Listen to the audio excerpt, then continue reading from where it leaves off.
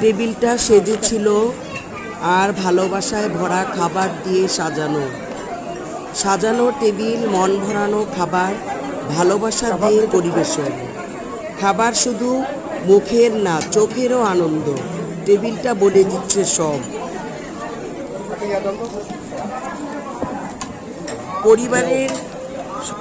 পরিবারের সবাইকে নিয়ে একসাথে আনন্দ উপভোগ করা একটা আনন্দ। এই আনন্দ আমরা সবাই উপভোগ করছি। আমার ভাগ্নির মেহেদির অনুষ্ঠানে আমরা সবাই একসাথে হয়েছি, একসাথে বসে টেবিলে খাবার খাচ্ছি। এটার আনন্দই অসাধারণ। আমাদের নবীজি সাল্লাল্লাহু আলাইহি সাল্লাম বলেছেন, তোমরা একসাথে খেও না, সবাইকে নিয়ে একসাথে বসে খাবার খাও। খাবারে তাহলে বরকত হবে ইনশাল্লাহ।